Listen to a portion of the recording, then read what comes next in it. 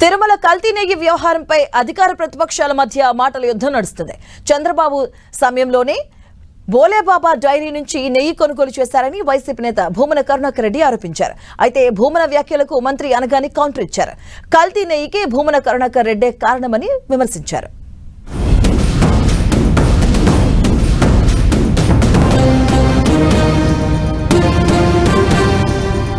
Bhole Baba dairy నుంచి TTD నెయ్యిని కొనుగోలు చేసింది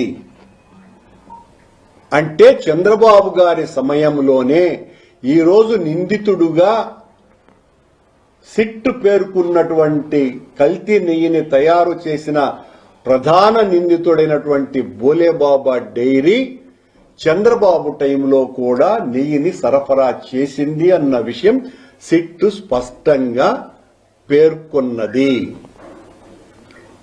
అలాగే ఇంకొక నిందితుడుగా ఉన్నటువంటి ప్రీమియర్ డైరీ అన్నటువంటిది వీడు కూడా ఈ కంపెనీ కూడా కల్తీ చేసింది అన్న విషయాన్ని వాళ్ళు చెప్పినారు. సిట్ కల్తీని ఆవు లేదు, పాలు లేవు, కల్తీ జరిగింది అని నిర్ధారించారు. సింథటిక్ ఘీ అని చెప్పారు.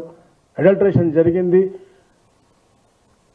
హవాలా ద్వారా క్యాష్ ట్రాన్సాక్షన్ జరిగిందని చెప్పి నిర్ధారించారు. వారు చేసినటువంటి ఏదైతే టెస్ట్ ఉందో ఆ మెథడాలజీ వాళ్ళ దగ్గర లేదు అని చెప్పేసి ఏదైతే మళ్ళా వారు చేసినటువంటి ల్యాబ్ వారు ఇచ్చినటువంటి ఇది ఛార్జ్ షీట్లో మెన్షన్ చేశారు తప్ప ఎక్కడ కూడా ఎవరికి కూడా